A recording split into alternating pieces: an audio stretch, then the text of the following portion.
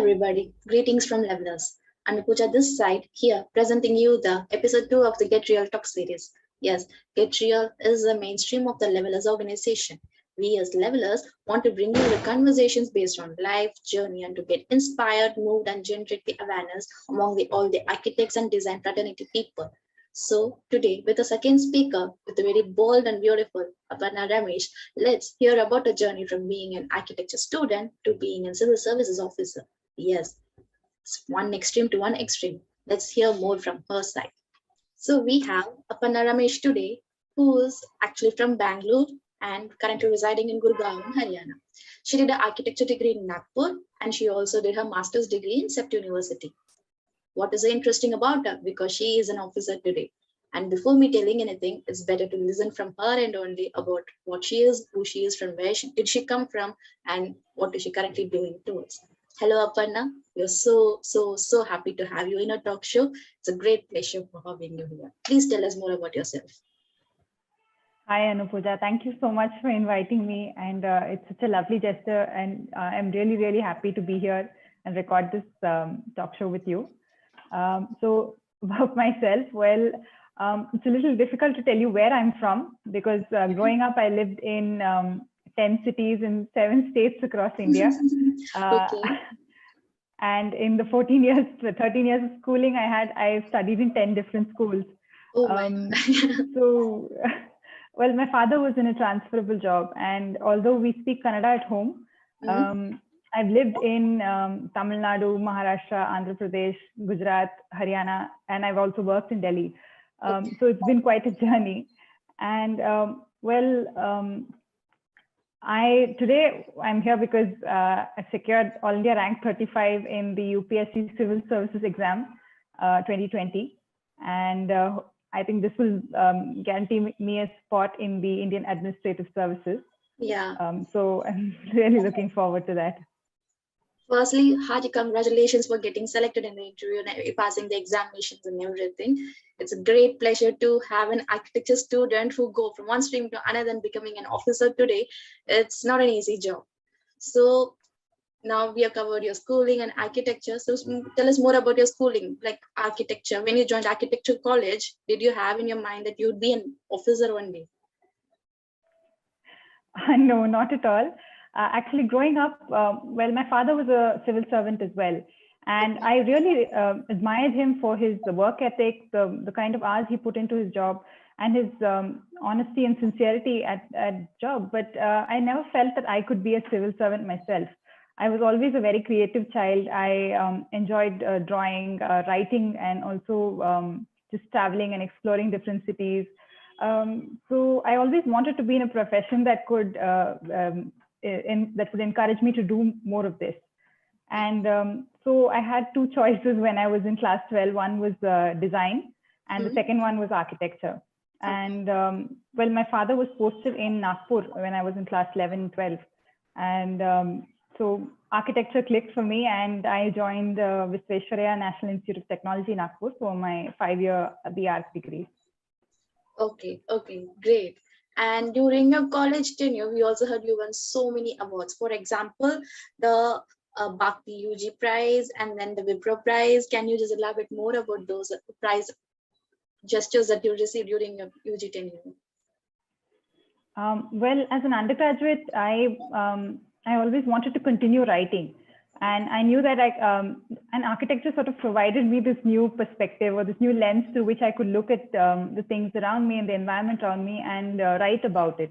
And so I found that there were some essay competitions and some architectural essay competitions, essentially, that were conducted internationally. And one of them was the Berkeley Undergraduate Prize. And what's so interesting about this prize is that it encourages undergrad students to think about social issues. The year that I was participating, it was talking about a healthful environment. And I chose to write about how schools provide a healthful environment for growing children. And I had actually, I used to cross a government school every day on my way to college. And I always thought to myself that as an architect, there was so much that I could do to perhaps improve the building design or maybe the interiors or the playground.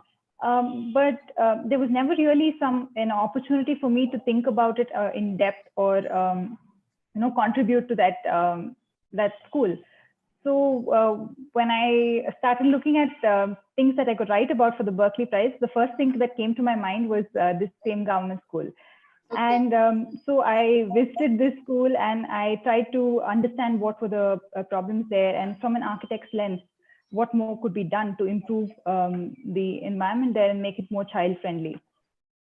So basically the awareness was created within you, like with a competition, you saw something and it was the awareness that created within you to go ahead and do such things.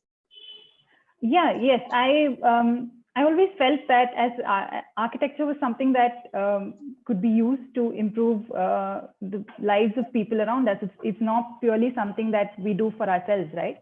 Even any architecture project, it's always about understanding the client and understanding how they respond to the environment, their history, and only then proposing a design.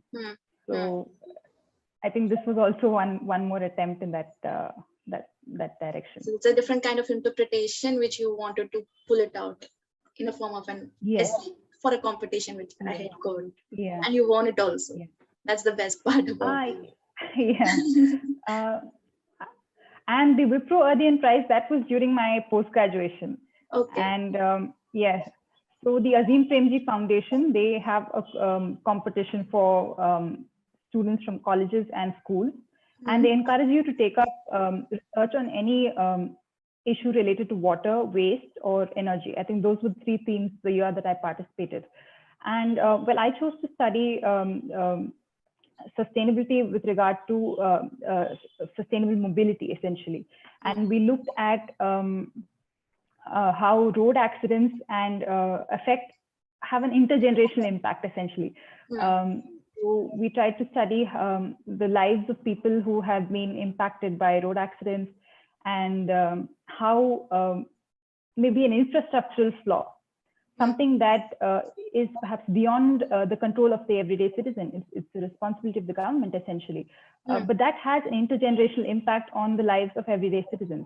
Yes, when there's a road accident. And so my classmate and I, we studied different black spots in the city, and we tried to look at how infrastructure design and road design could help improve road safety in the city of Ahmedabad. So this was our project, and we were very, very happy when it won the award. That's actually, you're so apt for this Get Real Talk series. I'll tell you why. Because both these awards for a competition, we all will, first thing we go hypothetical, like proposal or the talk or whatever we want to do in a competition. Some of us really want to go hypothetical, which might or might not work. But you actually address the original, actual, real problem in the society in both your competitions, and you won both the competitions actually. So thank you so much. Yeah, actually you got real during your college time itself, and I don't know how you actually got it within yourself from college time only, because it takes time to get inspired. Some of us really need to go through classes, understand what we need and what we need to do, like go along the college and everything. But along the college tenure, during your UG and PG, you had this, to address the actual public cause and address it in your way. Well, I think I wouldn't take all the credit. I wouldn't say that it was something that was entirely self-driven. My mother played a very important role in encouraging me to think in these directions. She always thought that whatever we do, it should be something that helps people around us. And also my professors, they were the ones who sort of guided me for these competitions and directed us to think about these problems in particular ways. And when we started thinking about it and exploring it, it led to something very meaningful. And I think that was what helped us win the competition. Okay, that's actually really great. Really great. And you passed out of CEPT in 2019, right? Yes. And I did my post-graduation in CEPT from 2017 to 2019, 2 years. Okay. So after that, then Corona happened. Yeah. So the month actually, immediately after I finished my postgraduate degree, I just submitted my dissertation in the month of May. And in June 2019, I wrote the Civil Services Preliminary Examination, and this was my first attempt. How did you exactly jump from after PG immediately to a civil service examination? How did the transition happen? Like, what evoked you to do that actually?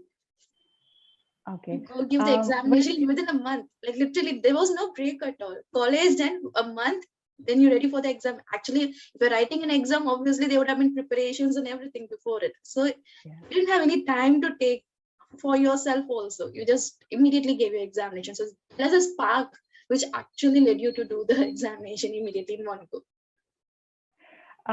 Thanks. But well, I think I was preparing for a year or so. In my first year of the urban planning degree, well, I had attended a conference on urban mobility, and I had heard several IAS officers speak about the work that they're doing in different cities. And I felt that this is something that, as an urban planning student, I was very, very interested in. I was very happy to see that so much good work is happening across India. But at the same time, I felt that I wanted to be part of the decision-making process as well, where I could use my knowledge as an urban planner and contribute to improving cities and infrastructure in general across India. Okay. And well, it was only after that I started thinking about the civil services as a possible career path. And well, I took some time. I took about 6 months to sort of understand what the exam is all about and what a career as a civil servant would look like. And I was quite keen on the Indian Administrative Service because they are the ones who are in charge of most of the infrastructure development in cities, towns, rural areas across India. Yeah. And so that was my first preference. And with this sort of motivation in mind, I started preparing towards the end of my third semester at CEPT. And I think after 6 months, I attempted the exam. That's great. That's great. And also, we also heard that you gave a fellowship with the smart cities. Can you explain us more about that period of time when you did your fellowship? Yeah. So what happened was that in June 2019, when I wrote the preliminary exam, I didn't qualify. I missed the cutoff by about 4 marks. And well, that was a difficult period for me because I thought that, well, I'm all set, I've studied, and I'm sure to sort of get through to the final stage. But that setback sort of made me think about what are the other ways in which I could contribute to improving infrastructure and sort of helping create an impact on the ground. And this fellowship was one such opportunity that I found was very interesting and very unique. So towards the end of that year, I applied for the India Smart Cities Fellowship. And in March 2020, I was selected as a fellow there. And the fellowship, so the fellowship is an opportunity where young professionals from varied academic and professional backgrounds can come together and identify an urban problem and also build a prototype solution that can be implemented in smart cities across India. Okay. So yes, so the chance to work so closely with the government and to sort of build something that could actually make an impact on the ground really intrigued me and interested me.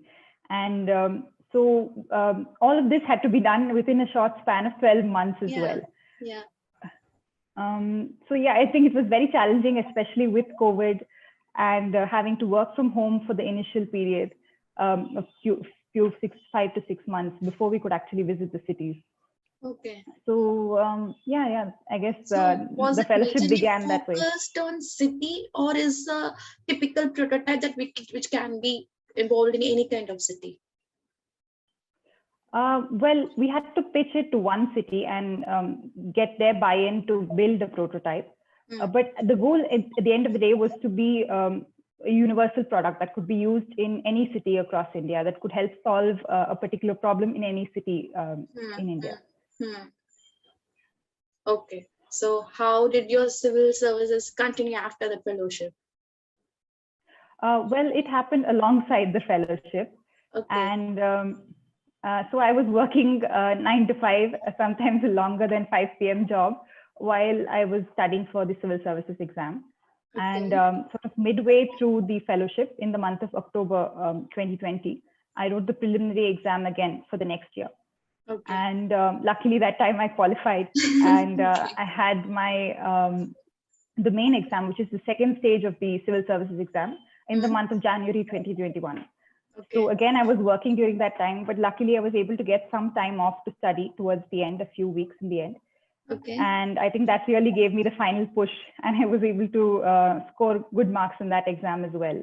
Wow. And then, of course, just a few months before the interview, my fellowship period ended, and I then started preparing for the interview and looking for other opportunities as well. Okay. And when did your interview happen? It was in the month of August 2021. Okay, so first prelim, and then you passed the main, and then you went to the interview, and you passed the interview, and then you became an officer. Well, yes, right now I'm still a recommended candidate. So the official notification to give me my, the service designation is still is yet to be released, and it will probably happen in the month of November. Okay, okay, that is actually great. That is really great. It's totally a different kind of phase, because inspired from your father with the civil services since your childhood, looking at him do the job, and with the support of your mother and your own fire within you told you what you want to do, and from joining college, and you never been silent, you always wanted to do something, you did everything you can do to get real, and you address the public issues since the college tenure, not just after college or during masters. Since immediately after 12th, literally you started doing this, connecting with the society, addressing the issues, what is to be done, and you travel so smoothly. But I don't think it was smooth at all. Can you just tell me the path? How was it? How many obstructions, how many obligations were on your way while you were trying to achieve what you want to do? Well, I think the obstacles are something that you have to accept as a part of your journey, and I never really saw them as something that I feared or could not overcome, because I had the support of my family and my friends and teachers throughout. So it wasn't a smooth ride, but it was definitely smoother than I expected. Okay. Because like even when I was preparing for the civil services along with my job, it was only because of my parents that I was able to manage both of them together. And I used to study early in the morning, and very early, like I used to wake up at 3:34 in the morning and study for about 3 to 4 hours before I started work. Okay. And it was my mother or my father who would wake up that early along with me, give me a cup of coffee, and sort of help me sit down to study. And then, of course, once I finished studying, they would help me prepare breakfast and get ready for office. So all of this was just with their help and their support. So yeah, I think definitely there have been speed bumps, but they were all like I could overcome them only because of my the support from my parents and friends and teachers. That's great. So now, being an architecture student who is an officer, who's really going to be an officer very soon, how are you going to implement architecture into your services? Well, to me, I think there are a few skills or a few values that we pick up as an architect. For instance, an architect is always taught to be empathetic. We, at the very, very first year, we're taught to understand the site, understand the person, and think about how life looks from their perspective. So I think that empathy and that skill to understand people is something that I hope to carry forward to this new phase of my career. Okay. And the second thing I think is architects and urban planners, we're really trained to think about everything we do from the lens of sustainability, from the lens of climate change, and thinking about the environment. So perhaps that is also something that I will think about and continue to think about while I'm working as an officer. You have no idea how proud I feel right now. Like, just architecture student being an officer, soon gonna be an officer, and having aims to do, what to do and what has to be done. And of course, it's not gonna be easy road ahead also. It's gonna be a tough road in achieving what you want to do, because you're also a newbie and you'll be getting into a new fraternity altogether and doing everything. I wish you very, very all the best, Aparna, because we are so proud of you. And I really want you to tell something to the design fraternity, the architects and the people in the design fraternity. I really want you to convey, like, it's not that different thing to go out of your stream. If you feel something you can do, I want you to convey such kind of motivation to our fellow architects and the design fraternity people to, create awareness amongst them to get real actually. Well, thank you. I'm just so happy hearing your kind words. And well, to the architecture fraternity, I think, well, there's very little that I have say, because architects, we're so skilled at so many different things. We're good in terms of presentation, we're good communicators. We think very, very analytically and logically. And at the end of the day, we're also good businessmen, right? Yeah. So with all these skills, I think there are so many opportunities for us to use those skills in different ways in different professions. And when we start thinking out of the box and sort of applying those skills in different mediums and different situations, I think the opportunities are endless. And yeah, I would encourage all architects, especially the ones who are sort of graduating right now, to think about different fields where they can use these skills. That's really great to hear from you, Aparna. Like, this is an eye-opener for so many people, because when I heard first time when Sam told me that we have an architect who did a PG in CEPT and now currently has been selected in the Civil Services Examination and interview, I was like, wow. I'm so excited to take this interview. Like, literally, I was like that. I was so excited to talk with you itself. It's gonna be an eye. Like, I wish I knew you while I was doing my PG, UG, and all everything, because this is such an eye opener. People were going in a single road and they are not seeing the different types of roads that are there ahead of them. So, seeing such kind of streams ahead of you, people should know they have choices rather than it's not just a single lane that they are going right now. We are so proud of you, and it was so great, and it's an immense pleasure to have you in a Get Real Talk series, Aparna. Thank you so much for spending your hectic time, itna hectic time you gave us this much amount of time to discuss and everything and have this interview today. Thank you so much. It was a pleasure having you over here in the Get Real Talk series. Thank you so much. It was entirely my honor and privilege to be here. And on this note, I would really like to congratulate you and the Levelers Foundation for doing something so interesting and innovative. And like you said, I would have also liked to hear young architects and young professionals speak about their work when I was in college. So it's great that you're doing this right now. Thank you so much. Actually, that was a real motto, get real, like what is actually happening in the society. Find out people who are different, who are not just the same, like find out people and point them out to the society so that people can learn. This was a main, focus of this Get Real Talk series. That's why we called it the levelers, to level it all with the society. So thank you so much, and wish you all the very best for all your future endeavors. And do let us know once you are approved as the officer on state. Thank you so much. Thank you. Bye-bye. Thank you. Bye. Thank you.